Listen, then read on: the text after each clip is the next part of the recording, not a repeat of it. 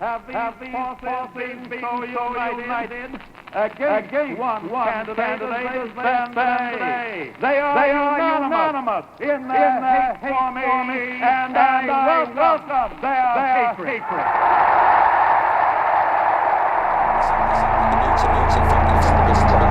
Not just the internet class.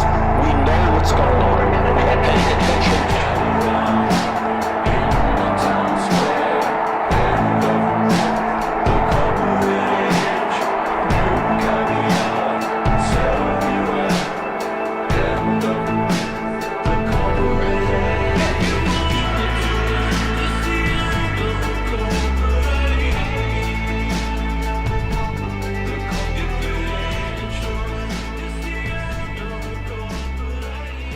Good morning, everybody.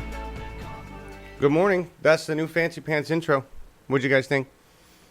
I'm still working on it. I got some parts to put in there. But, yeah. Were you hearing echoes? Yeah, it's because two audios are the same thing. I like I said, I got to figure out how to run that live. It's a long story, but yes, there we are. So, sorry about the echo. It should be, we'll have that worked out next time. And that's the color bars into the corporate age. And they did give me permission to actually use that however I want in there. The thing is, the moment I use it, can no longer, it's not monetized, right? I can't monetize. So just so you know, there's no point in monetizing the YouTube channel. I'm probably just going to take monetization away. It earns nothing. And that's why we rely so much on the Patreon accounts, as does most everybody else, or direct donation, because YouTube is pretty useless as far as benefiting any creator outside of the 6 conglomerate corporations. Good morning, everybody. Good morning. Lots to talk about, Mohammeds. I like the echo. Well, get used to it because it used to happen all the time here. and maybe it'll happen more. So the card, a couple things before I say the card is actually our cat, Nismo. And that's one of those lucky shots where you're just taking pictures of the cat. All of a sudden, the cat looks and bounds towards you, and you capture one of those shots. But cat's definitely awake. Those eyes are focused. That's what we are not.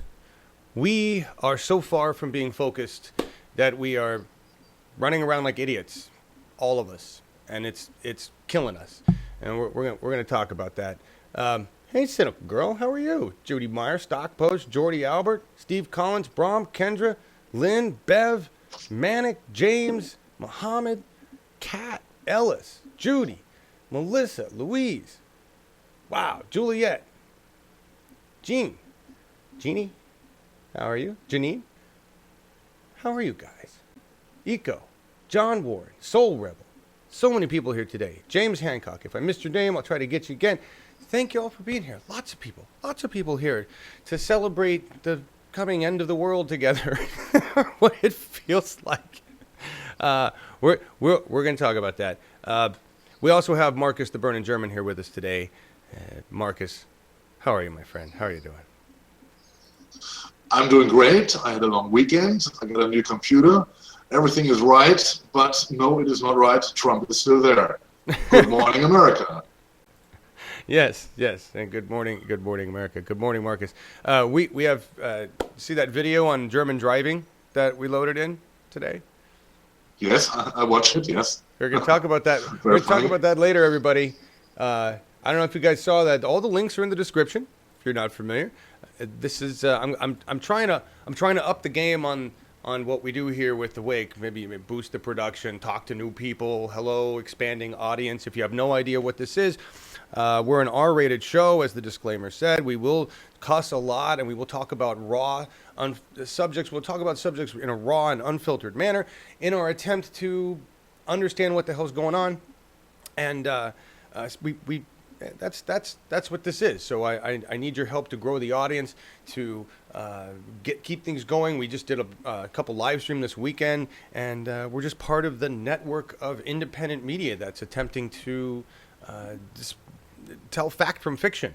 When you have 6 media networks, 6 conglomerate media networks that control the bulk of the narrative being spread globally. And we're going to talk about that. But thank you all for being here. Joyce Sanders says Markus looks clearer. There you go. He doesn't even have his new camera. Markus is getting a new camera, right? No, yes. We found out last Friday when we built up my computer that the video camera I bought is totally crap, and so I decided to get a new one. And I hope that the audio will increase also because I get a new microphone. But this will come in the next days. That's awesome. It's awesome. Fantastic. Thank you, Markus, for investing in those things so that we can have a German perspective, right? Which is the whole point. Of course. And we've got Katie, who offers us an Irish, French, German perspective, and on politics going on, and the election over there, which is really getting. I mean, we're not that right now. We got enough to cover because it's a Tuesday, and in 12 hours, Trump's tweets upend something else in the natural universe, and so many other things go on. I thought the Bernie primary news cycle was insane. No. This is far more news. Oh, look, I got a wire sticking out of my head. Where's my makeup person? Huh? Makeup! How are you? Oh, damn it. Sorry. For a minute there, I thought I was actually part of a real network. It's just silly me. Trump calling the MSM reporters Hollywood actors. Oh, I know. It's beautiful. Thank you, Steve. And thank you guys for sharing and everything you can. Who else had I seen here? Jilly Love, how you doing? What did you say up there? You said, and Trisha Yeager, how are you? You guys, wow, so many people. Good to see you. I haven't seen a lot of these people in a long time. Yeah. It's really nice. Cool. It's really cool. I don't know how this happened. Well, welcome back. So let's see. What else do we got to talk about? First of all, let's talk about some events. Over the weekend, there was the People's Climate March, and we did a great broadcast with more than 5 hours, and really relied on Democracy Now! And TYT Network and Act TV, and Fusion, and I don't know how many other, the Real News. Those were the organizations with the resources, with the infrastructure, able to bring us these amazing interviews and events happening all over. And we relied on that, and we restreamed that stuff. And so I really want to thank them all for being generous, not being dicks with their content, because it could have slapped it all down for copyright, and they didn't, right? Unlike companies like CNN and MSM, right? They're not interested in that information getting out or being shared in that way. So that was fun. Yeah, I don't know. Froze, I think, might have lost internet. I'm not sure, Bev. I hope she's okay, but yeah, I think the internet. Jilly Love, yes, I did get your plant advice. We're going to talk about weed and advice and that kind of stuff way at the end. I did learn a big lesson about even sharing information about cannabis online and why I probably won't be doing that anymore. So we'll get to that point. Thank you all for your advice on what to do with my plants. I really appreciate it, and we'll move on from there.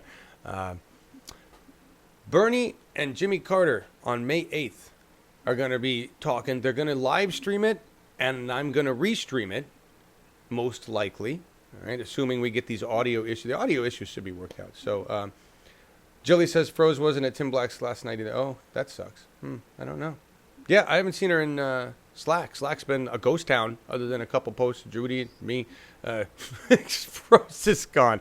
It's the APY are ground to a halt. What's going on in there, guys? Huh? These guys all go. What do you got? This National Bird documentary. First comp built, dedicated, 195. You guys talking all sorts of fun stuff here. Okay. The other event I want to talk about is what we did yesterday, which was a fantastic event. Link to the original is in the description if you want to see Bernie Sanders talk way more harsh. He was a lot more pissed. He used language and words that he did not use during the primaries, and that he would not have used, I would say, even a month ago. You can tell the man is getting fed up with the bullshit in the DNC, and if you watch the event, it was put on by the City Club of Cleveland, and it's that link because it was broadcast by somebody else. It's really Idea Stream, but I've got the links in here. Really want to thank them for taking the time to put this together and do a really good job of putting it together, because it takes a lot. Believe it or not, you think, they just throw up a camera and hook up a microphone. No, it actually takes a lot to put on a good event. They did this, and that's not right. There's a link to watch the video, which is here on YouTube. This was what I streamed, all right? This is the City Club of Cleveland. This is their copy of it. There's also the idea streamer, the guys that put it on. You can see their copies right here, right? This is what we stream right here. My audio from this was terrible, absolutely terrible, and I feel so bad. I could not hear the problem, which was a problem that I had with the gear here. I've resolved one of the 3 issues, and I'm hoping that the new cables that I purchased will resolve the other issues. But it's just a matter of old systems and one person who's not able to maintain things to the level that they should be maintained. Right? That's really what it was. And if it wasn't for you guys, I wouldn't have known how shitty it was until I went to replay it and went, oh my God. Right? So I apologize to the City Club, and I apologize to everybody who was picking up that stream. But the nice thing is we can actually go watch the original, which is on YouTube, and hopefully we can drive a lot more views to that. And here's another thing. They're smart. So they put a copyright on this. Great, it's their material. But that's all they did was say, it's ours, and we won't let you make money off it, which is fine, because I don't really care about that anyway. They weren't dicks about it, right? That's the major difference, right? And they just said, thank you for broadcasting our stuff. We just want you to acknowledge that it's ours. Good deal. I'm all there, right? Brahm says it was a very slight hum in the background. I've only watched a few minutes at the beginning, and I'll watch the rest. Yeah, in their copy, right? Yeah. Their audio was low, and in my attempt to boost it, I caused a massive amount of noise. That's basically what was going on there. But, go watch it. Bernie is different. Bernie is reaching a boiling point, and the best part is at the very end, woman gets up there. You can tell Nina Turner did not want to take her question. You can tell they were trying to end the thing right there. And she's like, no, I want to know if Bernie Sanders is ready to move on to another party. We're ready to support him. We'll all go there. Draft. I think she was with Draft Bernie, right? And Nina's like, Senator Sanders, not going to answer that question. We're going to move on. Unity, blah, blah. And, he just sat there. You know. Look, I love Nina, too. Their audio was bad. Also, the speaker had to speak directly into the mic to be heard. There was issues all around. Which really gets to my big point today is about unification. I want to fly through all these horrendous stories so we can get to unification, because that's where we need to be, but we're asking the wrong people to do it. that's the problem. So we're gonna get there. We're gonna get there. Meanwhile, in Canada, they're giving away free drugs. We're not there yet. Thank you to the City Club of Cleveland and IdeaStream for doing that. Congress has found some kind of a soul somewhere, not really sure. They are rebuking Trump's attempt to gut anything that makes us a civilization. And they are funding, at least until September, when his budget, and I put that in air quotes, big, like lasers, that's his budget, right? Where he wants to take $5.8 billion out of the National Institute of Health, the Endowment for the Arts, all these things that make us somehow civilized. We're no longer that. Other nations are great, keep these things. He wants to remove all these things because they're hindering his ability to spend more money on the military to keep us dumb and ignorant so that his dictatorship can rise to power, which he is planning on doing. Okay. Congress at this point, I think, is feeling a lot of pressure from us. And there are actually people in Congress with some morals and ethics, some, I say some, and I put those in big air quotes, besides Bernie Sanders, that understand that you have to keep these things because they're part of what makes you a civilization. Right? So they've actually given more money to these things, $2 billion in funding boost as Congress rebuffs Trump's call for cuts. This could all go away in September, but at least they're attempting to keep us a nation, making an attempt. The Unity Tour is over, Melissa. My understanding is it's done. I don't think there's any more Unity Tour. They've realized it's an utter failure, that they can't parade Perez and Ellison around and have them platitude their ass off and have Bernie make actual statements and go on CNN. They can't be asked the same questions and keep going on MSM and having one say one and the other say the other, because there's no unity there. That's right, Marcus. Yes, I wanted to say that Perez has felt enough unity during the tour, because the same moment he entered the stage, the crowd was booing, and it was quite nice to see the piece on the Jimmy Dore show when he showed this piece when Perez came onto the stage and the people were booing, and the first thing Perez was addressing to that the next speaker is giving it for Bernie Sanders to get a little bit of applause, you know. Yes, exactly. Tragic figure. Yeah, and yes, and I apologize. I did for a moment have some empathy for Perez as a human being, right? He got shit on by a bird, but it really is an omen. It's a sign. It really is. Well, nobody forced him to go into politics. If you go into politics, you know where you're going. If you cannot stand the heat, don't stay in the kitchen. Exactly. Bam. Exactly. Hey, Stephanie Pittick and Holly. How you guys doing? Density? You have petitions circulating here in Ohio, Nina, for governor? Yeah, I think that's pretty big. I hope so. We need to put her in government. She at a higher role, whatever. I don't care, just whatever, as high as you can get her. Absolutely, she's no bullshit kind of person. It's all the unity thing. We can't talk about the unity thing yet. Let's get through this other damn. All comes down to unity. This is. I love the fact that BuzzFeed has no problem. Just holy shit. Ontario just announced free prescription drugs for anyone under 25. It takes effect January 1st of 2018. Meanwhile, we're attempting to even understand how healthcare works.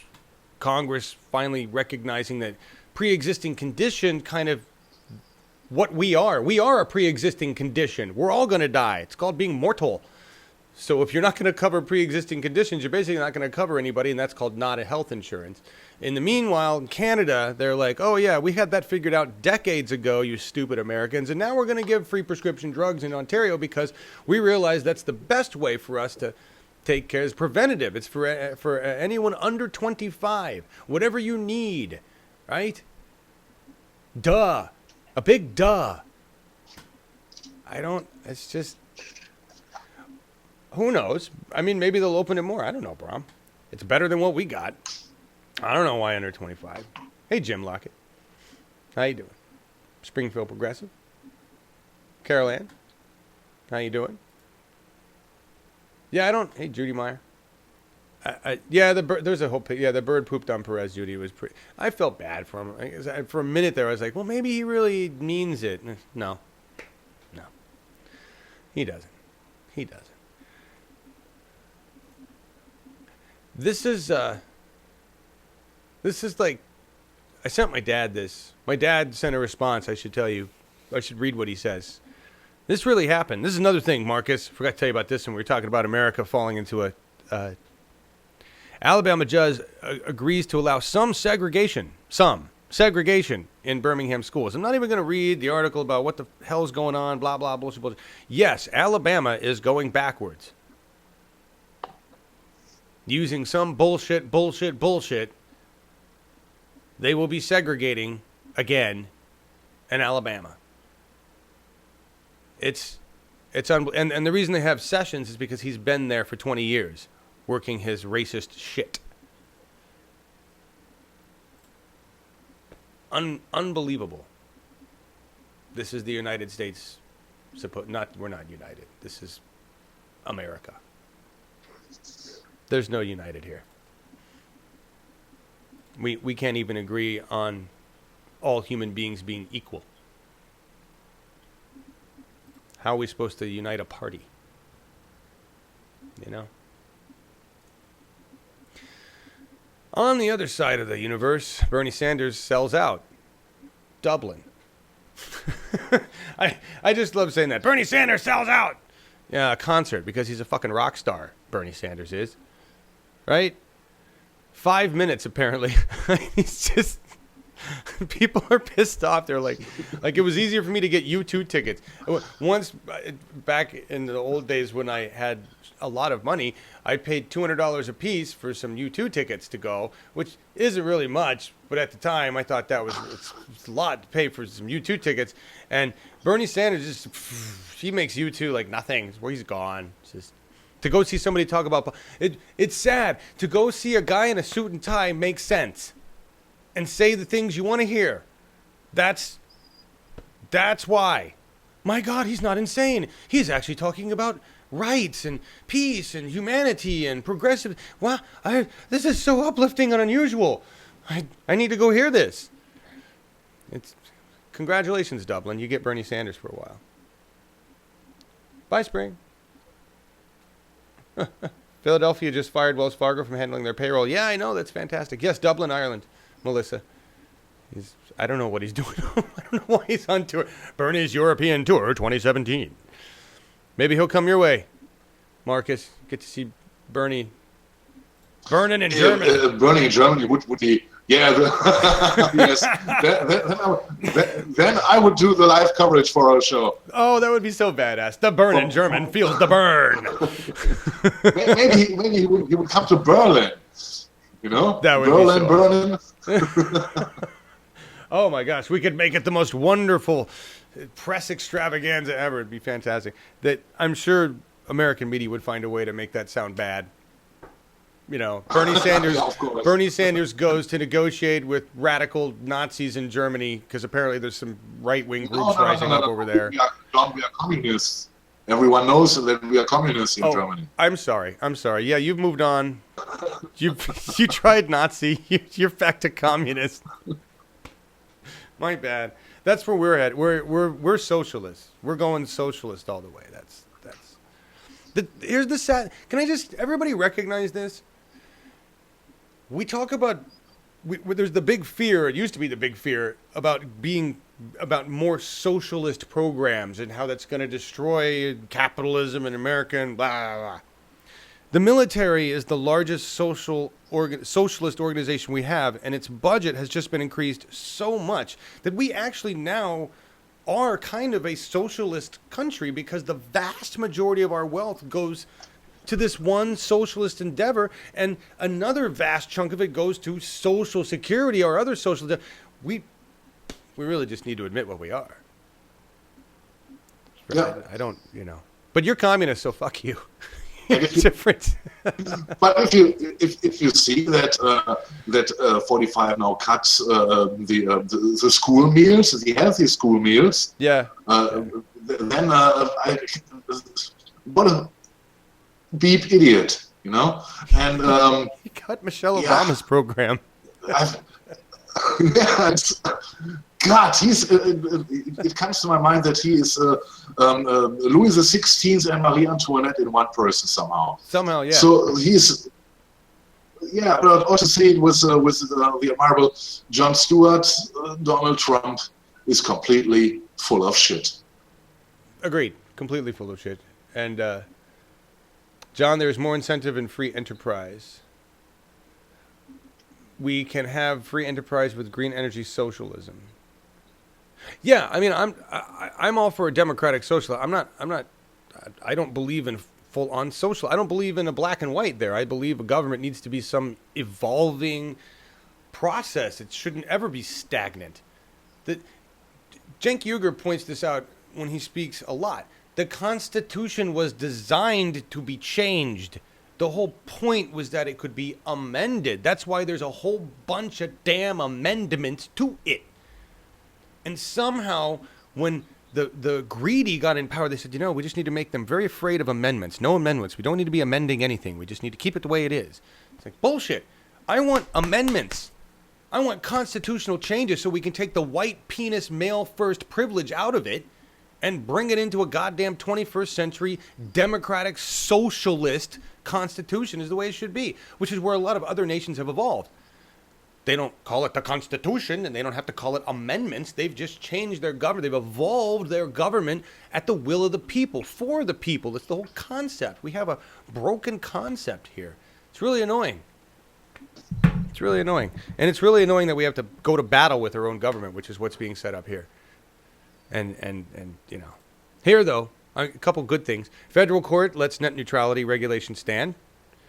Again, with the judges doing good things, which is, again, unusual. I don't know why the judiciary branch... It's great, though. The more the judiciary branch gets challenged by Trump, the more they're going to tell him to fuck off, which is great. Same with the Congress. The more Trump argues about Congress and says they're assholes, the more they're going to tell him to fuck off. So please, you know, isolate yourself, Don. You and your group of loony idiots, you guys figure out how you're going to run your coup with your clown car and whatever else you're going to do. And whoever's going to come along with you, law enforcement, some federal agents, whoever is dumb enough to ride on your train, and the rest of us will reform government somehow after the chaos, after your coup attempt. It's really what we're... end of this year. End of this year. That's what I figure. Ice Wafer, how you doing, Bob's your uncle. I make amendments in the morning. I make some more at night. I make amendments when I make amendments. Makes me feel all right. Very nice. Is that like I smoke 2 joints? Very nice. But at least the FCC, you realize what this is. So the whoever Trump's new FCC dickhead is trying to remove net neutrality so they can censor our information flow, essentially, by money. Basically, if you're not rich enough to afford the full information flow, fuck you. I'm now getting... They already have the ability to throttle my net data rate, which was something they couldn't do before. So Comcast just said that I reached a terabyte of data, and apparently that's my... I think it was a terabyte. I don't know what it was. It's some high number. I downloaded... We use a lot of data because I broadcast these shows, right? I should be paying for that, but then now I reached this at April 28th, so we incurred charges for data the 29th and the 30th, which is some extra charge for some amount of gigabytes. Shouldn't be able to do that. Fuck you. It doesn't actually cost you any more, Comcast, one way or the other. Fuck you. But now they can, right? So good that the court did this. We'll see how long they can withhold that. A lot of the things that Trump and his goons are trying to do, the other branches of government are sort of kind of working, which is why he's started to make public statements that he wants to remove their power. He wants to get rid of the judiciary. He wants to get rid of the filibuster. He wants to consolidate power around him. He sounds like a fucking dictator. It's scary. It's scary. John, did I see the honors? Did I see with honors Joe Pesci does a great speech? No, Joe Pesci? Wow. Oh, Joe Pesci, right, that movie. Never mind, I'm thinking of somebody else. Yeah, okay, but it's been a long time since I've seen that film. Wow. If the Constitution was set in stone, then wouldn't have made amendments possible. Right, exactly. Where you guys at? A new platform is coming when the hackers say so. That would be great. Hacker that hacked Netflix to release the new season of Orange is the New Black? Seriously? Planet dying. How about you put your energy towards something we give a shit about? I'm willing to wait for Orange is the New Black. How about hacking the FBI? How about hacking somebody where we can get some information? How about hacking Trump's tax returns? How about hacking anything that's important, right? Like, provide something to WikiLeaks. Orange is the New Black? Dude, come on. Really. Let's up the game. Up the game here. Show us what your real skills are. I'm goading you. What else can you do? All right? Great job. Now, who else can you hack? Huh? Let's see Trump's tax returns. That's where I'm after. Hey, Anonymous, where are you? You can scare the shit out of KKK. Why can't you get his tax returns? This is what I'm talking about. Right? Is that considered going against the United States? Is that something I can get because I'm calling for hackers to hack? Tell me, NSA, I know you're listening. Huh? I'm just waiting for them to come in. Yes, Mr. Ellis, we're on the way. You know, that's helicopters in 5. I'm waiting for that to happen. Hack the military industrial complex. Tell us who's really at the top. Because that's who we need to topple at the end. At the end, we're going to have to overthrow the complete militarized entity that includes the vast majority of law enforcement. As we've witnessed, law enforcement is mostly racist, and law enforcement is out for law enforcement and whoever pays their checks, just like establishment media. We're going to get to that. I made a good tweet. I thought so anyway. This is weird. See what I'm saying about Republicans and Democrats, whether they're corrupt pieces of shit or not, which I'm sure this guy is. He's feeling pressure. It's like he's totally against. This guy was, one of the main, like, I'm against Obamacare, blah, blah, but he's saying he will not sign on to the new Republican health care bill, which they don't have enough people to sign on to. They're dead in the water with this thing. They keep trying to bring everybody that golden turd, and they're like, dude, you didn't even paint it gold. It doesn't even look shiny. You just brought over the same turd, And so this guy's like, I'm not going to vote for it. And he is a hardcore Republican. Interesting where lines are being drawn, right? It's really interesting. The deep state, yeah, Jilly Love, the deep state that we keep calling it, right? Somewhere that deep state has heartbeats that can be stopped. That's what I want to know. Where are they, right? Bob's your uncle. Too bad nobody saw it. Right. Stephen Colbert had an awesome Trump burn last night. I'm sure a lot of people saw that. You're saying too bad nobody saw it. Right. Colbert, just part of the entertainment series. That, again, unity. We'll get to unity. It's all about unity today. A record number of Virginians have gotten their voting rights back. These are all people that were in prison. I'm not sure why we took their rights away in the first place. That's our whole punitive justice system, et cetera, et cetera. But now they've got their rights back. Doesn't mean they'll actually have their vote counted. Doesn't mean they'll actually get it just means that they have their rights back. Way to go, America. Sorry, I just had to show something progressive in Virginia. This is kind of cool. Florida. So Florida is now concerned about fracking while they're on fire and sinking, right? And Senate President Joe Negron put his clout behind Florida Power and Light's quest to have Florida customers pay for natural gas fracking projects in other states. But while his hometown company, top priority, blah, blah, scheduled to vote on Senate, this basically says, no, you're not going to have us pay for fracking gas outside of the state that we may or may not use within our state. Why would you have us do that anyway? That's how corrupt these governments are. Thank goodness there is one person here, Senate President, who's like, no, we won't be doing that. We're on fire. We're sinking. Maybe in spending money on other people's fracked gas. Not a good idea. Yeah. These are the things we talk about over here, Marcus. It's not, Yeah. It's you understand the whole level of conversation is it's like we live in separate realities, Yes. Perfectly described. Yes. Sometimes I've exactly this feeling. Yes. Not. Parallel universes, something like this. And you realize where I tie that connection to Robert Anton Wilson, because I've now read more of the book thanks to your quotes in Facebook than I have anywhere else. Yes, this was the intention. Yeah, I could figure. Thank you. You feed me in little small bites like the American I am. I need that. Thank you. Yeah. I go on. It's true. I mean, you talked about it. Like we talk about sharing the same reality. None of us share the same reality. We all have a vastly, wildly different perception of reality. And even then in America, when you take the IQ away, or when you take the education level down far enough, think of how fucked up that, already not cognizant that the collective reality doesn't exist. It's just, and it's dumb. Dumb. Yeah. It's yeah. Yeah. At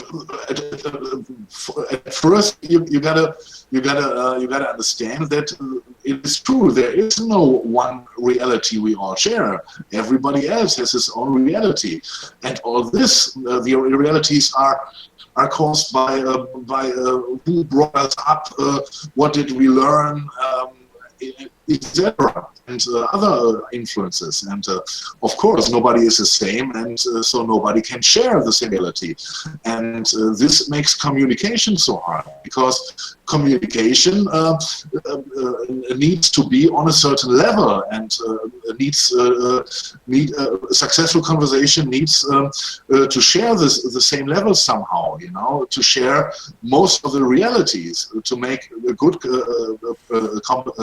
conversation, a communication perfect, and and this is the problem we have as humans. Yes, but it's also why, as humans, sharing similar experiences or being involved in the same experience together, like World War II or whatever it happens to be, something big, huge, whatever. Yeah. The larger the group of Yes. people that can be shared in the same experience provides context for reality, provides a basis for, and that's really what we've lost, because we're not together on anything, Shock, wars, death, etc. All these incidents are changing our views of things, and of course it changes our reality. And this reality, up to a certain point, can be shared. Just like John said, the war experience. Yep. It's and we're in one of those right now, right? I believe we're in one of those moments where we are starting to unify around the same understanding, be it in America or globally, that shit's not good, and we have to do something about it. Even if it's only that generic, we're evolving to redefine that shit as government's not good mostly, and we need to redefine our priorities. And in America in particular, climate change, though, I'm really excited, because climate change will be the unifier whether we want it to be or not.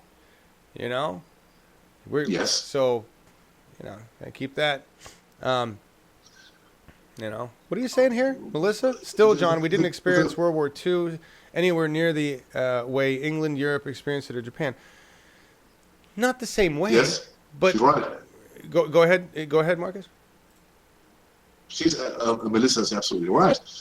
America never made, except Pearl Harbor, but this was not America directly. You never experienced a war coming into your country, a real big war. All right. So what? Yes, but I'm glad you said that, because what you're doing, Melissa, what you're doing, is you are choosing to make it more divisive. Okay, this is exactly what I cannot stand. We got to get to the unity piece. It's a Salon piece that was written in 2015, an interview with Chris Hedges. Okay, but we've got to stop finding the differences, and we've got to start looking at the similarities. Instead of saying Americans didn't experience it the same as Europeans, what did we share together? Well, we went over there, a lot of people died, all our countries had to mobilize, we had to shift our priority on resources, we had to put our women to work. There was doing something different, let me rephrase that. Our women had to go take over work in the factories that the men were doing. It totally shifted how we viewed women in society. So let's talk about the similarities. Let's talk about the unification, not the differences. This is what I'm so frustrated with all these goddamn groups.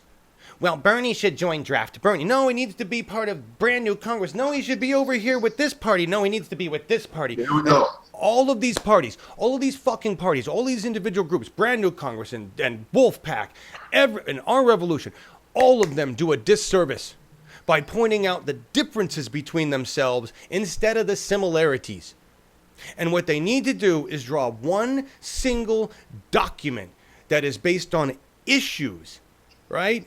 If you got money, we all agree that money should not control politics. Let's not break it down to the granular fucking level. We're not ready for that right now. We have to form a coalition of these groups to show unity there and stop talking about petty bullshit differences like who wears what color fucking shoes and whether Bernie should be a part of this group or this fucking group. Bernie's waiting for us to show that we're capable of unifying outside of the corrupt fucking government. And we instead have broken up into 1,000 silos of he should be here and here and here and here.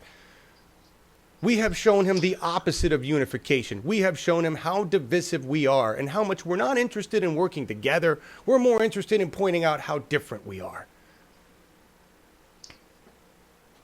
My neck hurts. I saw you over there nodding. Yeah, you're absolutely right, John. Absolutely, I can only agree. Coming back for a quick moment to Melissa, I think she is right to mention this, but you guys should take what Europe experienced in centuries of war and horrors, and you should learn from this and should make, and there is a point of unification, and to make it happen that this doesn't repeat in America, you know. Yes. What's the point of unification again? And I completely agree. We talked about this, I think, 2 weeks ago, about exactly this. And I said, I'm very, very unhappy with all over the divisive, and here is one group, there is one group, and everyone wants to sharpen only his profile, in my opinion. But it is not the issue of what is it all for? What Bernie did and how he united all the people, you know. And right. John is right. We should unite and sort out an agenda, maybe, I don't know, with the points who are important for all of us, the basic points for us, and then we should concentrate together to succeed, to reach this goal. And divide it up, it doesn't lead nowhere, you know? Right, exactly. And Melissa, listen, I'm not attacking you at all. Like I said, I appreciate the fact that you brought up the whole thing, because that's what I've been missing. Yes. Right? I've been looking for is it our revolution? Is it this group? Is this? No, stop looking at the goddamn individual groups. Right? Bernie's waiting for us to get our shit together. When he sees us unified, not around draft Bernie, not around brand new Congress, not around any individual thing, when he sees us unify and draft a constitution for the revolution, and we send it out to everybody, and we ask every group and everybody to sign on and say, this is what we believe. These are the truths we hold self-evident. And this is how, and regardless of our differences, as we break it down into individual groups, right? I think differently than my neighbors, but we both share common unity around the fact that we like clean air and water, right? Find the things we can unify around. We're not ready to break down again into the individual parts. We don't have a structure. We don't have a government capable of that right now. Okay, we have to unify around the big issues. We need to draft this. And good to see. And by the way, good to see you. Who popped in here? I saw your name. Hadn't seen you in a long time. Pat is here. Yeah, Pat. Good to see you, Pat. Vegematic. Hey, how you doing? We need to draft it. It needs to be short and sweet. It does not need to be long-winded. It needs to be uncredited, right? Which is another thing. I see people seeking credit for this, that, and the other. And credit means nothing on a dead planet, right? So let's keep that in mind too, right? But anyway, we need this. We need an overarching thing. And I think Bernie's platform was kind of that overarching thing, but it needs to be taken away. It's not Bernie's. It's just the people's, right? And we need to invite other nations and other groups from around the world to be included in this. It's not an American coalition, all right? It's a global coalition of people who agree on basic issues and the treatment of the globe. That's it, right? Markus and his group in Germany can agree on different things than we do over here, and that's fine and fucking dandy as long as we agree on the core. Yeah. Right? And they do. My God, their driver's license requirements. I don't think I could pass. I don't think I could pass. We'll get there, guys. We'll get there. And thank you for listening to that. We weren't even there yet, but that's all right. It was probably time to get there. Let me see. Where are we at? Where are we at on the card? Where are we at here? That's a good question. That's a good question. There we go. I gotta look at this. So, talked about Florida. We talked about science. We had mass migration. I think we're there. Mass migrations. Some interesting stuff coming out of Nat Geo, which is now owned by Murdoch, and he gutted a bunch of its staff. So I'm interested to see what comes out of them, and they're really working on a money model. Nat Geo is, obviously, for their online entity. The planet is not going to die, only its inhabitants. Yeah, you're right, KG. I'm sorry. The planet is, well, I'm honestly more concerned about the devastation than we are currently causing, the sixth great extinction. I'm not really as concerned about humanity. We're one species. We're one arrogant, tiny species that's lived a fraction of a fraction compared to the rest of everything on this planet, right? Whatever. Who gives a shit about us? I'm more concerned about the whole planet and the millions and millions of species that we are destroying, murdering, the ecological cycle, that circle of life that we basically took and went and then threw it away. Because that's what we've done to this planet. And they're discovering, hey, look happens, this affects this effect, this effect, this effect, this effect, this effect. That's how it works. That's how an environment works. Yeah. Didn't a Fox News president resign today, recently? One of them did recently. Yeah. One of those who covered Bill O'Reilly's escapades. Oh, great. Whatever. All right. I got to find the right article here. Oh, I wanted to show you this. We're getting into weather. Oh. See, there's so much stuff. I forgot to tell you. So, Supreme Court, this is where we're at. Supreme Court, another judicial Supreme, why? The Supreme Court again dealt Wells Fargo a blow, which is great. Anytime we can take money, and Bank of America, bank of assholes, the biggest bank of assholes ever, and Chief Justice Roberts helped. Conservative Chief Justice Roberts basically said that the city of, I think it's Miami, in a significant civil rights case, the Supreme Court today issued a blow to banking giants, Bank of America and Wells Fargo. The court allowed the city of Miami to proceed with lawsuits it filed in 2013 against the banks for allegedly targeting minorities with predatory loans that contributed to the city's ongoing foreclosure crisis, potentially exposing the banks to millions in damages. Yay! Newbie Justice Neil Gorsuch did not do anything because we already know he's incapable of really being a judge at that level. He showed us that other day. But Justice Roberts going in this is awesome. Right? It sets precedents for other cities being able to sue the fuck out of banks who did this on purpose. And if you don't understand the fallout, this is another one of those fallout things, right? So it doesn't just affect the student who now defaults. It doesn't just, or the homeowner that now defaults. I mean, that affects the entire environment and economy of the city and the community where that person lives in so many ways, right? Meanwhile, the bank gets rich, right? And we had to go to court. We had to go to court just to allow the city to sue the bank. It's been sitting in court for 4 years, and just now, this suit can move forward. Because Wells Fargo and Bank of America have enough money to basically constipate the judiciary system for as long as they want, or the judicial system. That's what's so frustrating about that. How many more lives were fucked while we waited for this decision to be made? All right. I wonder what conservative Supreme Court judges think of Trump's attack on judges. Well, this is why we're seeing blowback. Obviously, not much. Obviously, they're like, fuck you, right? There's a reason they have power. There's a reason you can't take away that power. Trump, sorry, buddy. He's not my buddy. This really pissed me off. I think I talked about this during one of the broadcasts we did over the weekend, but I'm not sure. I can't remember anymore these days.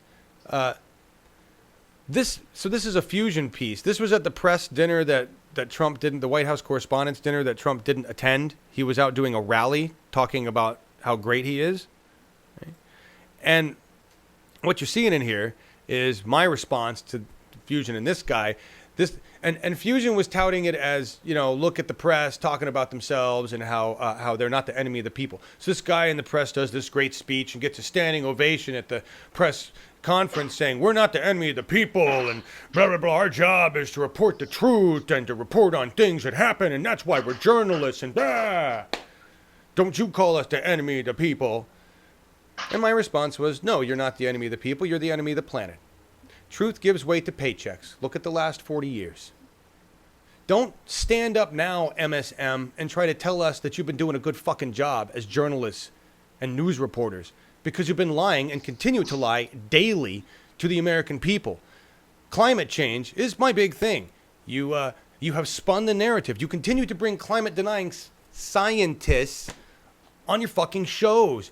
You continue to think there is a debate about the climate crisis. So don't even tell me that you're not the enemy of the people or the planet, because you have fucked us for 40 years, journalists and news reporters. Fuck you all. Your families are going to die too in climate change.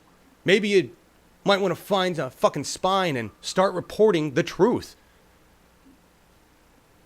Oh, wait, you like your paychecks. You like your paychecks. It's a 6-figure salary. It's a big paycheck. You wouldn't have a job if you did that, like all the other journalists that are no longer on mainstream media. Yeah, don't pat yourselves on the backs, assholes. Don't pat yourselves. You stopped being journalists a long time ago when you sold out, when you agreed that the Fairness Act, that fairness and balanced news was unnecessary in 1986. You stopped being journalists. When you agreed in 1996 that covering politics was as profitable as covering the Olympics and could be done so like a Super Bowl, yeah, you stopped being fucking journalists. So fuck you all. That's where I'm at. You have caused the extinction just as much as anybody else. You're complicit. Journalists. So that was my tweet. I just had to say that. And listen, Vegematic, Greenwald's great. I'm not talking about independent media that is not allowed over the big networks, right? Or occasionally comes on for a guest spot, right?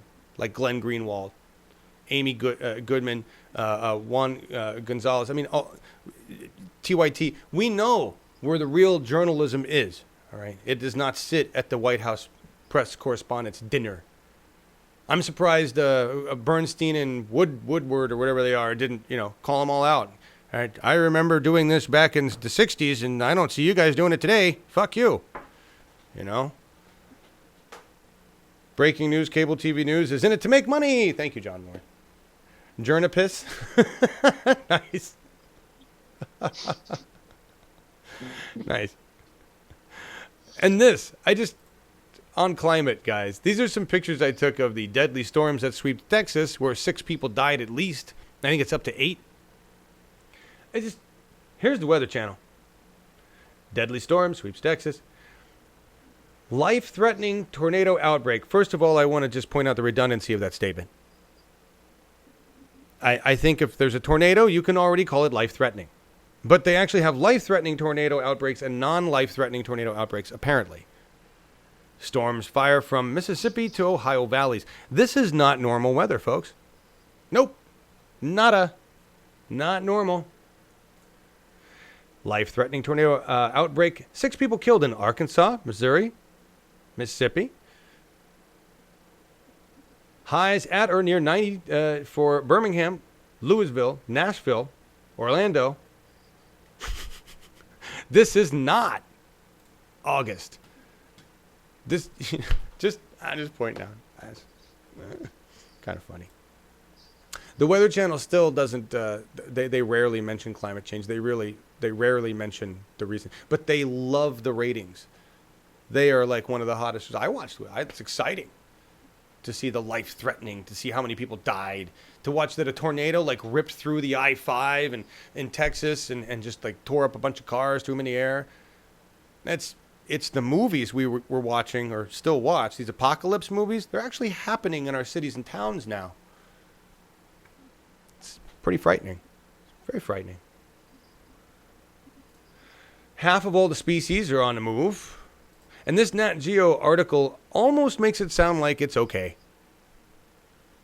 I mean, they talk about climate change. They talk about how bad it is. But they kind of make it like, hey, they're just moving to find it. They've been doing it for a while, and they're going to find a new place to live, and we'll see what happens. And new species are showing up where old ones were, and it's affecting things. They really don't paint it in the light of, holy shit, look at what we've done. They just want to tell you about where things are going. That's what I mean when Rupert Murdoch takes over Nat Geo. That's what happens.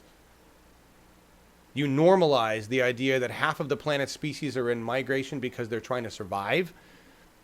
Right? You don't mention the fact that, or you kind of mention it, but we caused it. Right? You don't mention that it's the 6th great extinction. This isn't just they're moving. Lots of them are going to die completely. Not just move, oh, let's pick up the family and move up here. No, they're all going to fucking die. We're going to lose a quarter of our biodiversity. A quarter. Minimum. A quarter of the species on the fucking planet will no longer exist. We will lose that much biodiversity, at least. So let's not normalize mass migration. Nat Geo. Unfucking believable. Here's the other one. Arctic. I was waiting for this headline, this statistic, to put it right, because I've been trying to say this. Arctic is warming at twice the rate of the rest of the planet, scientists warn. We've talked about this before. Twice the rate of the rest of the planet. It is the thermostat for the rest of the planet, so that really should scare the fuck out of everybody. But the quote, where's the quote? I'm going to find my quote, because that's the more important part. The Arctic that you will have by mid-century will be very different from the Arctic that we see today. Mid-century. I want to put that in everybody's heads, but that's not my quote. As a result of the changes, global sea levels are set to rise faster than previously thought. The new estimates are almost double those previously made by Intergovernmental Panel on Climate Change in 2013. Double. We are getting there. We're going to see twice the amount, half the time. And this is going to change. You realize that. Next year, the data will change. And the year after that, the data will change. And these numbers are going to get worse. It's not a linear curve. It is exponential. So it's going to get worse. And we don't know what other cascade effects are going to show up. I mean, we're talking about one piece. One piece. Our planet is unraveling. It's going to be very inhospitable for human beings soon. Right? Soon. In many places. 122 degrees in Pakistan. And it will be that way. And this is in a major city. 122 degrees. It will be that way in Phoenix this summer. So we'll see how many people die from the heat. The greatest temperature change will occur at the poles. We already know this from the past. Mohammed, exactly. We already know that the greatest temperature change will occur at the poles. The climate disaster, the places that will be affected the most first will be at the equator, because they have the...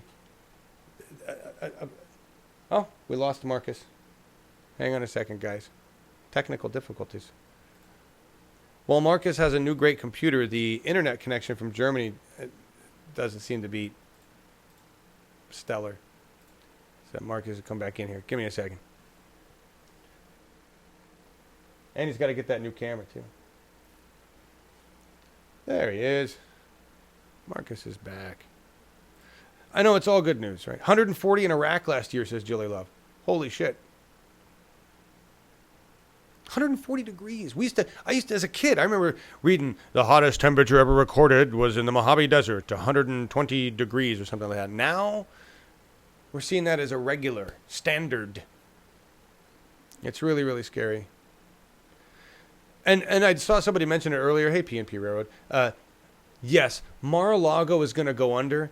And I really, really hope, no offense to anybody that's even around there near that area, I hope Mar-a-Lago just gets destroyed, completely destroyed, while 45's there by some massive tidal wave or a hurricane or something. I just picked up golf clubs and all, tossed into the ocean, we never see them again. That's my fantasy death for 45. Is that climate change just comes by, picks up his fat ass, twirls him in the air, dumps him in the ocean, sharks come by, eat him. I can say all this, right, because it's just fantasy stuff that would never really happen, right? I'm not inciting anybody to create a climate change occurrence to do that. I'm asking climate change to do it. I'm begging. Please, please. Hey, Marcus, you're back. Yes, I dropped again. I know. What are we going to do? You Germans have great cars, shitty internet, my friend. I think it's not a problem of my internet. It's because of my. I've got some Windows issues. I told you earlier, and so maybe this is the reason why. Yes, you know? Could be. Steve Collins. What? And coming back to Trump, if he was a little bit more clever, then he would build the wall on the Mexican border, but around Florida, you know. Yes. What? Mexican border? Trump and Mexico. Well, he would want to. What about border? What about the Mexican border? If he was a little bit clever, he would build the wall around Florida, not Mexico. Well, okay, that is a good point. But he can't even get He tried something like this already in Europe. He did. Scotland or Ireland, I don't know, where he has his golf course, and there he was complaining that the sea is rising. And yeah, the complaint was ridiculous, but he wanted them to build a wall to give his golf course shelter. And they said, no, fuck you, and we'll keep things like they are. I know. So he will move this course also. Agreed. Although he might have a better chance at Mar-a-Lago, because if he says he wants to build a wall, it may help other residents in the area. So they all may want to band together. They could get a GoFundMe. There's probably enough money with the people hanging out there. Or he could just up his fee. He's like, it's $200,000 a year to be a member of Mar-a-Lago and get served bad fish, right? So I think we lost. We lose you again? No. Okay. All right. We just got a double of you. Hey, Jupiter. Here we go. Robert. Oakland Ron, how you doing? In Scotland, Barb was talking about that he wanted to build a wall, Marcus. Yeah. And I'm glad they told him to fuck off. It might work, though, in Florida. Florida's got problems. Mar-a-Lago's going to be underwater. It's not good. What, Marcus? Yes, it was Scotland. I just read it here. Yeah. How many 747s can you fit in a tornado? Yeah, we got to go back to the theoretical climate destruction of Trump. Yes, it would need to include a lot. So let's say Trump and everybody that likes him who's now in the area of D.C. are on a plane. And that plane gets, there we go. We'll just make the fantasy that. So anybody you want on that plane, that's yours to add to the fantasy. Put them on the plane. Maybe Bannon's flying and Trump's in the back and whatever. Just, that's make it your own fantasy, guys. Make it your own fantasy. It's the only thing we can do. It really is. Real quick on the sciencey stuff. There's the Daily Creditor. On the sciencey stuff, Cassini sent back some incredible pictures of Saturn's rings, because it's flying this crazy ass elliptical orbit so that it can look through the rings and catch some stuff. And that's just one. Now, they understand that these pictures have not been messed with. They're just raw black and white files, but they use spectrograph and all this highfalutin technology to pull out the colors and everything in there. So I can't wait to see what actually they got to send it to a lot of people to do the work. There's these links are in the description. This is what's even cooler. This is JPL. Don't you wish JPL had the budget, or at least for science had the budget that we give a little tiny fraction of the military? It'd be great. we come out of JPL, we'd all be flying around today. These are the raw images as they load in from Cassini. And you can click on these. You can download all 384,134 images. Right? And if you know what you're doing with light and all that fun stuff, you too can make these images look like whatever. That's amazing. That's tax dollars at work there. When I can look at photos of Saturn's rings, go to, there it is. Thank you. Appreciate that. I don't know what they mean, but thank you. I'll let the scientists figure out what that means, right? But pretty amazing. Tricia says Trump's Mar-a-Lago is on a barrier island by West Palm Beach. It's in the city across a small waterway from downtown, so it should get wiped out by something. It's good. All right. So I just thought that was cool. Here we're at the driving in Germany. So this is put out by Attention Life. Driving in Germany puts America to shame. I knew this, but I honestly did not know how much it puts America to shame. This is pretty impressive. We're going to have Markus. First, we're going to watch the video, and then we're going to have Markus talk about some of this stuff, because I don't think there's an American today that would pass the driving test. I know there's a lot of men with big egos that think they could, but I don't think there's an American today that could pass this test. So let's watch. And you'll see one of the other reasons is not just the test. And let's have the video stop. And do that.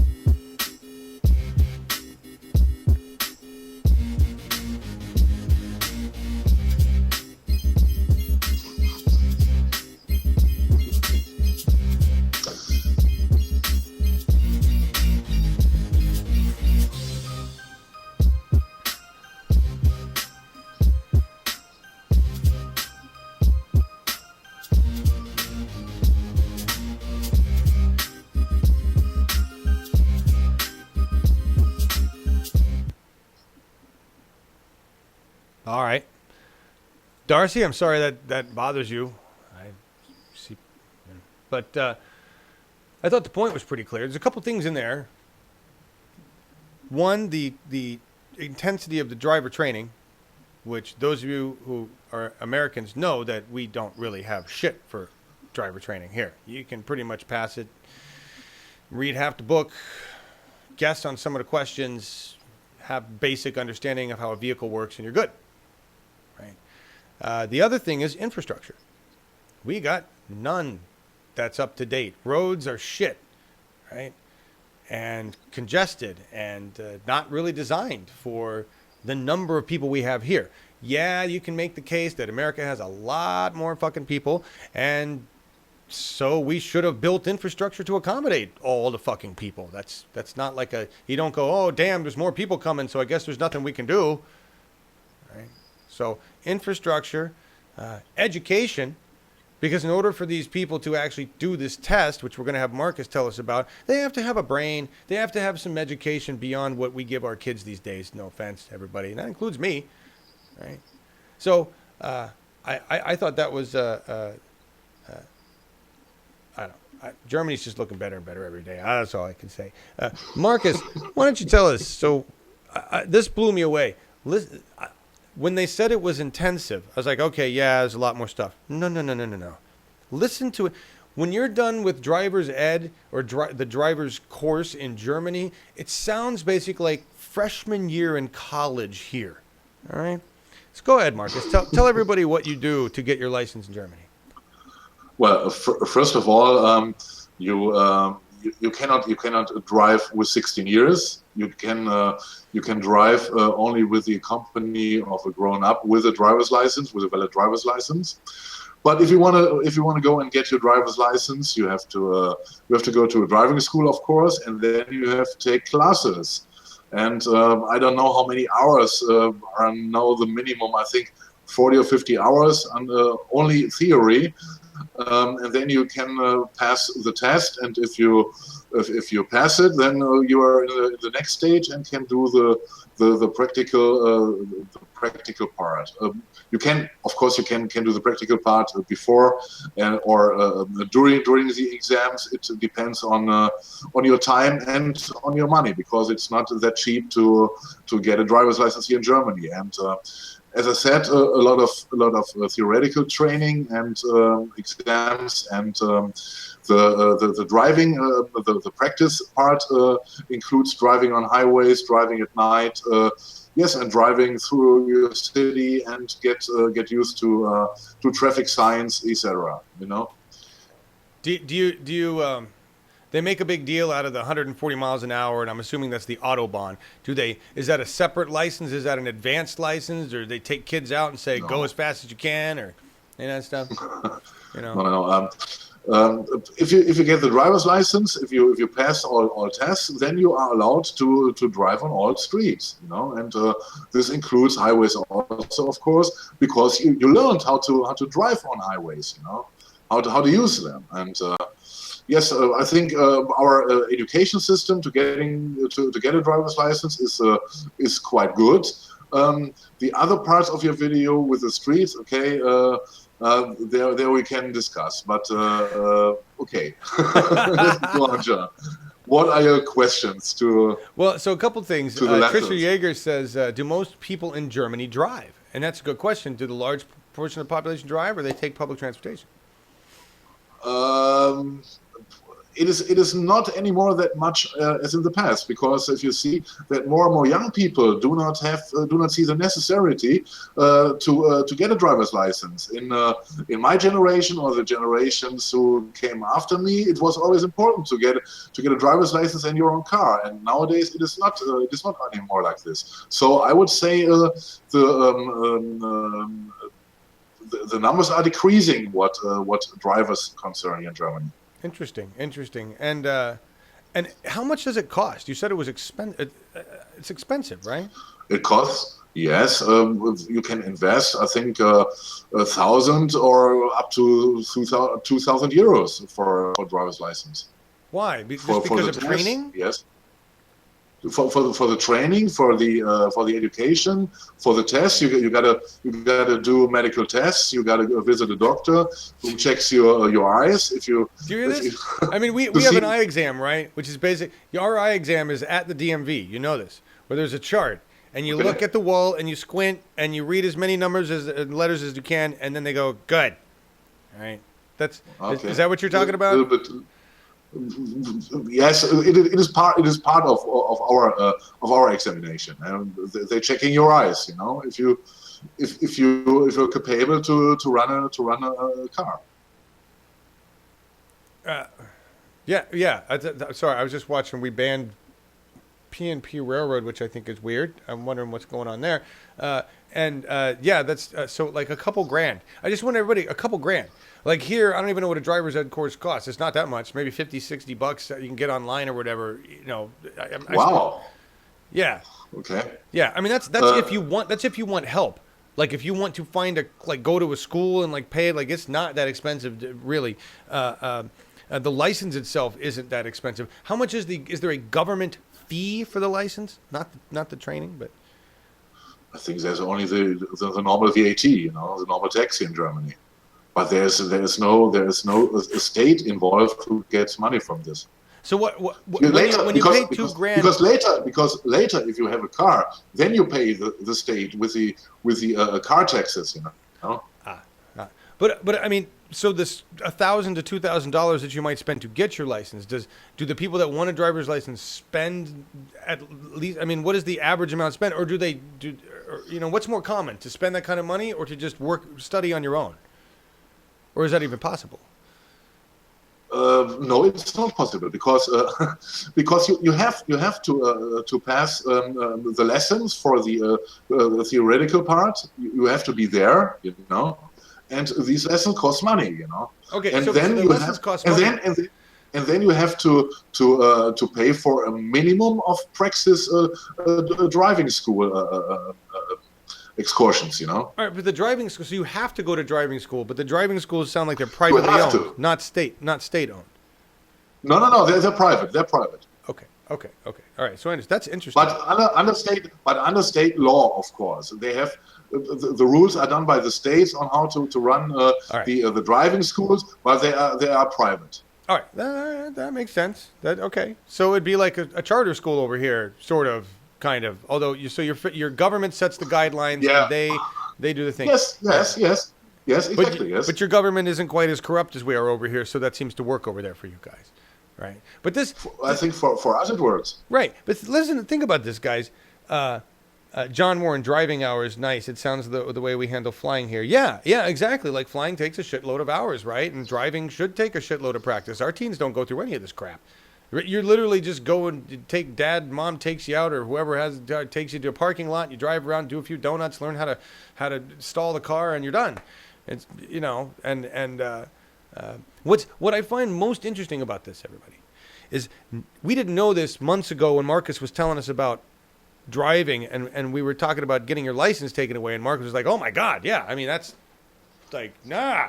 Now we understand is because it costs you a shit ton of money and training and time. And when you've done all these things, it's, you said you had to go through medical to be able to take care of medical emergency situations, right? I mean, yeah. They don't even make you know how to do the basic shit on your car. Do you know how to change your tire? Do you know how the engine functions if you need to get it? They don't teach any of that. You take pride in your license because it actually requires some fucking effort and investment to get it. Yes. But everybody on the roads in Germany is a better educated driver, a safer driver, regardless of speed. In general, of course, there's going to be asshats and fuck-ups. But overall, okay, if you took 1,000 American drivers and stuck them on German roads, we could take over your country. Because we would just cause havoc and chaos and accidents everywhere. We'd be like a plague. Who let all these American drivers? I don't know if this changed over the past years, but to my knowledge, you are not allowed to run a car with an American driver's license. Are you serious? I couldn't come over there and rent a car in Germany? Yeah, I think so. I'm not sure, but I think it didn't change. That's awesome. You have to go to a driving school, and you have to pass the test. Of course, they are not that expensive because they assume that you know the basics, but you have to go to driving school to get a German document or a European driver's license. Yes. Bob's your uncle. We're talking about Germany, and if you're going to tell me that German roads are dimly lit and unsafe and aged and narrow compared to American roads, you're full of shit. No. He's not that wrong, because this is exactly the point which would be next on my list concerning the video we saw. Okay. Our streets, we are in deep trouble concerning our streets. We need to invest so much in our infrastructure. We have bridges crumbling, just the same situation in the USA. Not that worse, but the start is already visible. We closed bridges because they cannot carry the load of a truck anymore. And our streets need to be redone. This is very important because we are a traffic nation, and these investments are still not visible here, and they are very, very importantly needed. All right. So wait a minute. Let me back up here. Let me explain what I was saying to Bob's your uncle. Fine. Markus says those things are happening. The difference is that German drivers can handle it. They've been trained enough to deal with this shit. You don't hear about the mass number of German accidents happening every day. You don't hear about mass road rage happening in Germany. You don't, despite what Markus says about the quality of the roads and everything, the number of deaths overall because of car accidents, totally different, you know? What is it? What is a massive road rage? Can you explain this to me?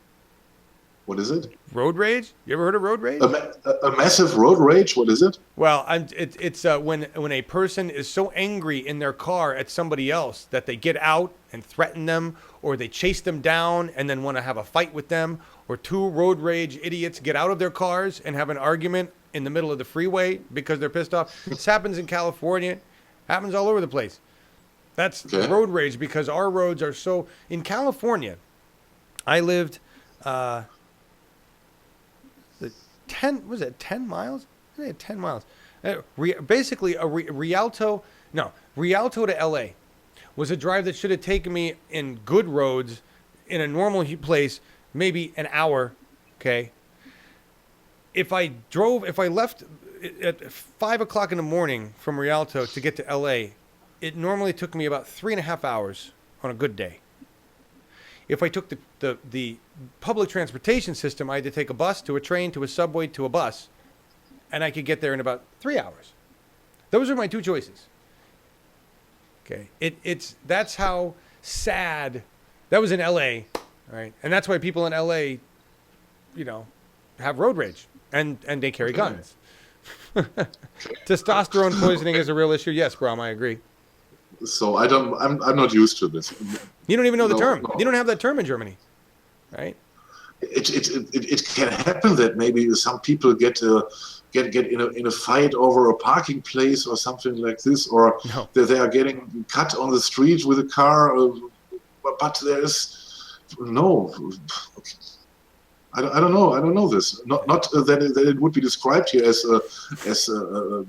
rage. No, I don't know this. Yeah, it was a pretty big thing. I agree, Jilly Love. It's better to drive stoned all the time. Maybe you shouldn't have lived in friggin' Rialto, John. Yo, Bob's your uncle. Tell me about it. And then I moved to Upland. We started in Rialto, moved out of there when my 8-year-old at the time was waiting for the bus to go to school, and the DEA raided the house across the street, full SWAT car with the breaking down the door because it was apparently a meth lab, and my kid came home, ran home going, I just watched guns and blah, blah, it's freaking as shit. That was when we decided it was time to move away from Rialto, so we moved closer to L.A. and moved to Upland and lived there for a while. It didn't really cut that much off my commute, maybe 50 minutes. It was what it should be, right? But you get closer to LA and you get out of that. San Bernardino, not a great area. Rialto, not a great area. Agreed. It's what we could afford at the time, right? So I totally know. You're laughing at Upland? Hey, we had a cool house. Look. I got out of California in 2007 because I was tired of living in a land of nasty air and concrete. Concrete and shit was all I saw in California anymore. I couldn't stand it. It's a land of plastic and concrete. But yeah.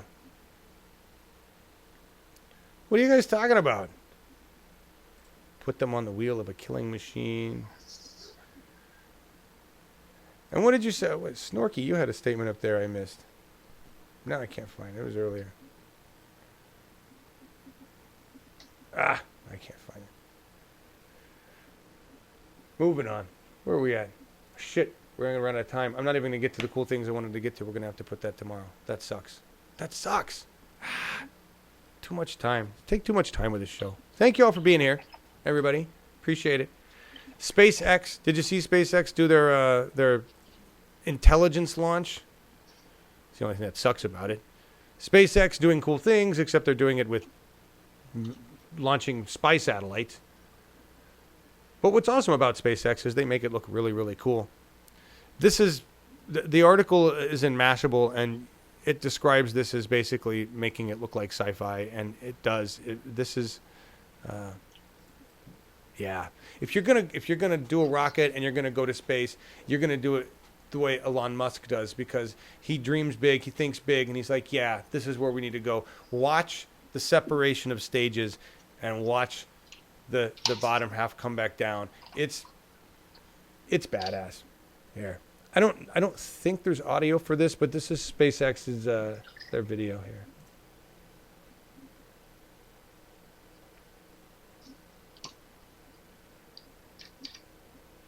The full color, the HD of this is just insane.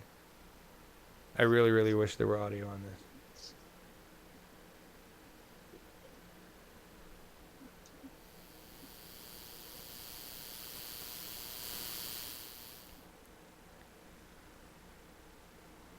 Where's Walter Cronkite when you need it?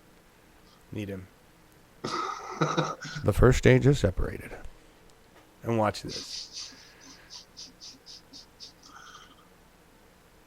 In a sick way, the CNN reporter lately comes into my mind, who was celebrating the bombing of Syria. Oh, the beautiful weapons. Yeah. Where is he now? Brian Williams. Yeah. Look at that. Brian Williams. Yeah. Yep. Now that's how cool. That's how you do it. That's how you do it. Yes, I'm well aware that this uses a lot of fuel. Right. You got to start somewhere, guys. I just love that. It gives me chills to see something done. And Virgin Galactic under Burt Rutan, right? And Scaled Composites. They have announced that they're going to start doing commercial space flights 2018. All right. Get your several $1 million out now. Whatever it's going to start saving so that you can go on your space ride. I'm hopefully if I survive to be whatever 60, I'll pick that number. Space flight by then will be cheap and I can like get a ride, do that, just take a ride. That'd be nice. Who knows? Cynical girls biting lip. Let's celebrate nukes in space aimed at Earth. All right, Judy. A beautiful landing for the spy satellite. Yes, I know. They did launch a spy satellite. Lon's got to pay the bills, get to Mars. That's all I'm saying. Got to pay the bills. Our administration has Plan 9 from outer space meets a Doctor Strangelove. Agreed. Yeah. Agreed. All right. Weed stuff. We're going to run a little late just because I was going to talk about weed stuff. So I posted a few cannabis things just because I was excited about stuff and was feeling like sharing videos and stuff. And I got a lot of responses from people. And I appreciate all of your responses. I do. I wanted to have a conversation about it. I will just say a few things. Nobody can diagnose my plants from looking at them on a video. Stop trying, please. I appreciate all of your suggestions on what you think is wrong or not wrong or right or whatever with my plants. But you don't know because you don't know what I've been carrying with them. And you can't tell from a picture, so don't try. I do appreciate what everybody said to me in terms of knowledge. I have been growing things for a while, and I go to growweedeasy.com, which is where I learn all of my information because Nebula Hayes, the woman who's been running this site for a long time with her partner, Sky, they have some of the best. Everything I need to know is there. They've written fantastic articles. They got great pictures. They got great videos. And so one of the things I learned recently was about speeding up harvest time, which is really cool, which is the problem I had with that OG that I was growing. It went 2 months long, and all I really needed to do was cut the light cycle down even more, and I didn't even think about it. I was like, geez. But that's like a no-brainer, right? The Tangy seed, that's what I talk about, what's really cool about strains. A lot of you are like, well, there's no guarantee that it came from this strain. It could have been populated by this, and blah, blah, blah, blah. Absolutely, that's what makes it so exciting. Have no idea, So we'll get to see what that is. Is it a pure Tangy strain? Is it some variant because of something else? I don't know. It's fun and exciting though. It really is. What I did learn mostly about hey PNP. Hey Robert. John, do not play Slim Whitman songs to your plants. They will commit herbicide. We got the fix. No, what I did learn was that nobody needs a cannabis show. That's what I learned. That there is every single fucking cannabis show out there already, from highly produced incredible stuff to garbage. What I also learned was that garbage seems to sell. Meaning, I think Heather 420 is just one example of the kind of YouTuber that has like 400 billion followers. She's got followers outside of the realm of human space. Like a zillion views, and her videos entitled, "Watch me do a 2-gram dab and cough my lungs out," get 500,000 views. So when I see things like that, and I think to myself, spend time producing an intelligent conversation about cannabis for a couple hundred views, or make videos doing dabs and coughing my brains out for 500,000 views, there's just no reason for me to do a cannabis show. We'll just go there, right, Marcus? Just none. Oh, you can double the weed and set new records. There's This would already be people. impressive, man. I can't even do that. You know, I'm not young. I'm not young or good looking. And that's what most of these people is like, look, my name's Heather. I'm hot. Watch me do a 2-gram gagger and then go. Okay. I didn't know Heather. Okay. Yeah. I mean, I don't even know. Haley 420. Sorry. That's Haley, see? okay. Bernice knows who she is. She's like huge. Like, and I'm like, what exactly is it? Is there a point? No, there's no point. It's porn. It's bud porn. It's marijuana porn. That's all it is. Weed porn. Weed porn, yeah. It's weed. And like NASCAR fans like the smell and the noise, right? That's all this. And listen, I get it. I kind of dig that culture too. I watched.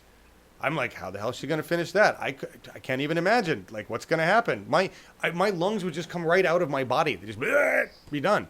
So, you know, good for a lot of good-looking girls in weed tube. What are cam girls? What does that mean, cam girls?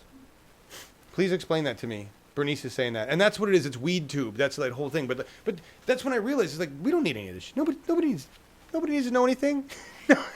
I'm not a noob. I have a billion things to learn, but I certainly don't have anything to share with you guys that you haven't already seen or we can't already find elsewhere. That's the thing about weed. There's no point. Just grow your weed. I'm going to grow mine. We'll all grow weed. Yay. John Warren is great. Look at them sexy butts. I know. Yeah, baby. I really feel that way. I spent hours looking at bud pictures, looking at strains. It's like this. You should not go into details right now, John. Oh, for Christ's sake. Bernice Pander says, John, they do personal porn. So they really are porn, these people. Are you for serious? Like, not just doing buds, they're doing, like, other shit? That's, well, no wonder they have a million views. This would explain it. Yes. Okay, John. Okay, new set of brainstorming. Okay, what comes into your mind right now? I don't think you and I could pull that off, Marcus. No, you man. No. Why does it have to be just me? No. You're the one that sells. I'm German. I'm not legal to do this. You know. Porn? You guys invented porn. You're doing porn before we were. Who sent me? We're who talking sent about me Donald weed, man. Trump? Who sent? We're talking about weed. No. We have to become cam boys. We have to become cam boys, and our weed show will be a big hit. No. Nobody wants to see us on cam or on YouTube. Nobody. I think your accent would sell it. I wouldn't say much, man. Look. Too embarrassing. Hang on. Am I getting something wrong here? Are you talking about camcord girls? I don't understand what you get. Come on, John. You already have the Trump doll. I know. Like, we're already ready. What do I do? Watch me put my arm around the Trump doll and do a bong hit. I mean, what would work for you guys? We're just. I think the audience would like to see deeper going actions, John. Nice. Moving on. I just had to. There will be no cannabis show. Woody, we can talk about it in Slack. I don't see a point. I don't. They're all there. No, live girls on webcam. You guys are good. I hope I'm not. I think I got that right. The whole YouTube market, the online services market has just really changed. It's really changed from sex chat in '95. You know? All right. Look at this, though. This is what I love about. What I discovered about weed was that the world has been there a lot longer than I realized. Of course, it's been there longer, right? Over in Europe, where they've been dealing, they're like, well, I don't know why you guys think it's like heroin. You're idiots. You know, cannabis in the 80s over there. All these so what I'm learning about is the history. All I was a stoner before in the 80s, right? Like everybody else, growing my hair, smoking whatever pot showed up in Colorado. what's amazing today is going back and learning the history of things, right? And the reason this is so cool, and I just want to show you guys this. I know we're running late because we seem to be running late a lot these days. This is Dutch Passion, which is a really old site. This is actually their YouTube channel. The whole thing I want to show you on this page is actually that right there. This is a strain called Californian Orange. And I didn't even, this is like the coolest thing. Like, when you start studying the strain heritage, where did this strain come? How did this strain get there? Like the tangy, the sour tangy that I have right now, that just the smell is just so oranges and citrus. It's amazing, and my brain just lights up like a Christmas tree. Not from the cannabis, but from the smell, right? And I was looking into that, like, how do I want to get like the base strain of that so I can make more orange smelling stuff. And here I find it on Dutch strain. But what you're looking at in this video right here, and I'll play a little bit of it, is bees. These are bees pollinating, flying to, taking away the resin. They're going back to make honey with the resin from the California orange because it smells so pungent of citrus. I'll be ordering some of these seeds from Dutch Passion. I was so excited about that. I was like, wow. It's shit like that I learned. I'm like, I know. Oh, you probably know that already.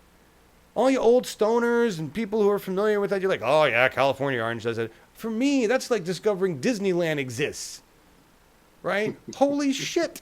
So, I didn't really mean to share my stuff with you as if I were some kind of somebody who knows anything and is trying to teach anybody anything. It's really just observations. Hey, look at this. Isn't that cool? Right? So, that's all. Which is why we don't need to have a show. There's no reason for us to come on and do bong hits together and say, isn't this cool? Because, yeah, I didn't do that. You have bees. I know I've got bees. I want to get those plants. I'm going to get those plants. We'll be putting those in the field behind and just letting them go, maybe. And I want hell yeah, fuck yeah. I want honey out of that. You betcha. You betcha. That's what I'm thinking. Exactly. I'm going to design areas of our land to accommodate what I want out of my weed from bees. Right? I just think it's really cool. I know cynical grows like, I want some of that honey. Melissa, so John, if you aren't going to do a weed show. I'm not going to do a weed show. I will just talk about weed on this show only once a week. We have so much else to talk about. You really want me to cut down the weed talk? Oh, we're running too late for all of this shit. I'm going to save the Matthew Inman. If you want a special gift, I'm going to save it and put it together in a different way. There's a link in the description that is by Matthew Inman, who is the Oatmeal. I don't know if you're familiar with the cartoonist, the artist. He's an incredibly gifted guy. I had the honor of chatting with him years ago when he was really just starting to explode in Google+. And what a brilliant talent. I'm not going to show you what he did. You get to click on it. But he tells the story that I did not know about Gene Roddenberry that will blow your fucking mind. Read that story. When I put this together a little better, because I just caught it like yesterday, then we'll go over it maybe tomorrow another day, because we're really out of time today. I want to play the end song because this is a really cool thing. It's a remix of something that is so perfect. But the reason we're playing it is because of Chris Hedges. And this is from, you ready to have some chills? This is from 2015. This is from before. This is like right after Bernie announced, okay? And for the longest time, I was like, Chris Hedges' face, he's just got this conviction of, I know we're fucked and I'm just waiting for it to happen. And I'm now there with him. I now understand, all right? We're in a revolutionary moment. Chris Hedges explains why an uprising is coming soon. Now listen, he's not necessarily talking about a violent uprising, although I think that's inevitable. Cynical, you want to live in my backyard? Wonderful. He's talking just the fact that we're ready. We're at the breaking point. We're ready for a change, but we haven't unified and defined that change. That's where we're at. And he kind of talks about this. The status quo is doomed, but whether the future will be progressive or reactionary is uncertain. And I think right now we're in the middle of both. We have a progressive movement that's trying to figure its shit out. We have a reactionary movement because we are both. We're reacting to things because so much shit is going down right now. And we're trying to build a progressive movement. And a lot of times those two things are in direct conflict with each other. My anger towards law enforcement and what I think should happen with law enforcement that abuses their power is in direct conflict with my progressive needs and wants for social justice reform. Right? The fact that I want climate change to be at the forefront of policy for our government and that I still drive a car. Those two things are in conflict with each other. We sit with these conflicts all the time. I'm just going to skip down to the bottom of this very long Salon article and get to the meat of the matter, which is Hedges basically talks about whether he's optimistic for the future. And this is, when I read this yesterday, I went, oh, that gives me something. As I've been really struggling with, purpose and having it these days, you know. I'm just going to read. It says, are you optimistic about the future? And his response is, I covered war for 20 years. We don't use terms like pessimist or optimist because if you were overly optimistic, it could get you killed. You really tried to read the landscape as astutely as you could and then take calculated risks based on the reality around you, or at least on the reality insofar as you could interpret it. I kind of bring that mentality out of our war zones. If we are not brutal about diagnosing what we're up against, then all of our resistance is futile. I want to read that again. If we are not brutal about diagnosing what we're up against, calling it out, then resistance is futile. If we think that voting for Hillary Clinton is really going to make a difference, then I would argue we don't understand corporate power and how it works. If you read the writings of anthropologists, there are studies about how civilizations break down, and we are certainly following that pattern. Unfortunately, there is nothing within human nature to argue that we won't go down the ways other civilizations have gone down. The difference is now, of course, that when we go down, the whole planet is going down with us. And only for a brief moment, because it will recover, but we won't. All right. Yet, you rebel not only for what you can achieve, but for who you become. In the end, those who rebel require faith. Not a normal or necessarily Christian, Jewish, or Muslim orthodoxy, but a faith that the good draws to it the good. That we are called to carry out the good insofar as we can determine what the good is, and then we let it go. The Buddhists call it karma, but faith is the belief that it goes somewhere, that by standing up, you keep alive another narrative. It's one of the ironic points of life. That, for me, is what provides hope. If you are not there, there is no hope at all. That's Chris Hedges in 2015. I would love to, and he's probably answered this question already somewhere in one of his speeches. I would love to get his take now and find out where we sit. But the failing that we have is our lack of unification, is our lack of ability to look at that greater purpose and focus on that and not on our individual differences. And until we unify around whatever it is we deem as the good and collect the good to it, there is no hope. So we need to unite, and that needs to be the message. A coalition united under very simple, very straightforward issues and beliefs. And we need to focus on that. And we need to show Bernie, we need to show the DNC, we need to show every splinter group that it's possible. And that it needs to be done without names, without groups, without all of that bullshit, because that's what has us tied in knots. Markus? Completely agree. Nothing to add. Awesome. That's our show today, guys. Please like, share, do what you can. We're going to grow this network. I'm going to keep plodding ahead because I got to have purpose. And believing that there is a greater good than that my little part and our little part together in it is what carries forward that faith and belief in that goodness. Kind of a repetitive cycle, but it's all we got. And I remember saying way back when we started with Bernie, we have to be the cheerleaders for ourselves. There's nobody else out there cheering for us. We cheer ourselves. We're going to go out with one of the coolest things I've ever seen. This is a mashup, a remix of Charlie Chaplin's speech from The Great Dictator with Melody Sheep, turning it into a song like they did with Carl Sagan and those guys in We're All Connected. Right? I was going through some other ones in their playlist. I'm like, holy shit, this is great. Now, I love the speech from The Great Dictator.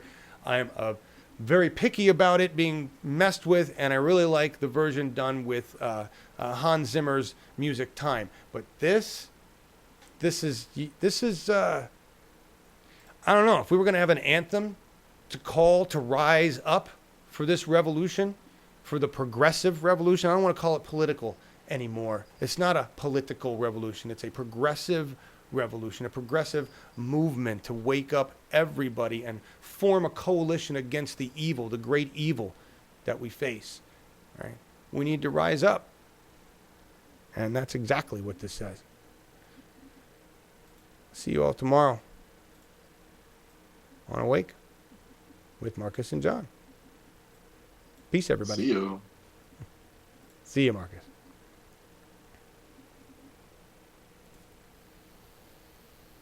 I'm sorry, but I don't want to be an emperor.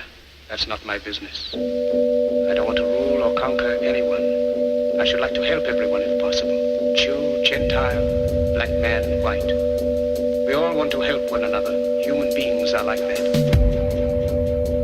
In this world there's room for everyone, and the good earth is rich and can provide for everyone.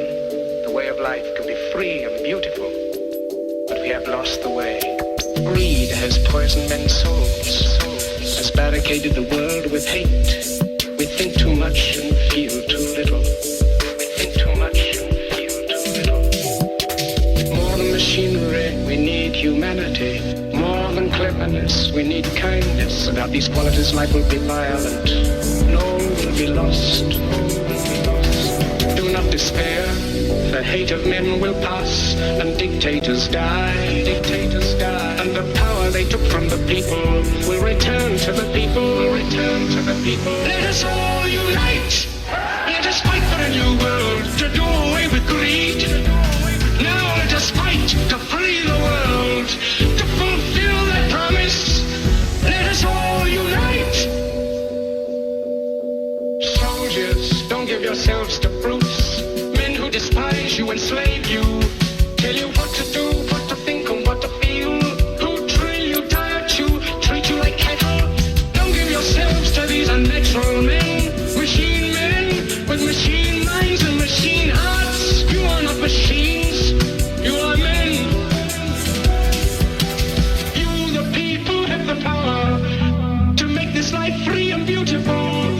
Let us use that power to make this life a wonderful adventure. Let us all unite. Let us fight for a new world to do away with greed.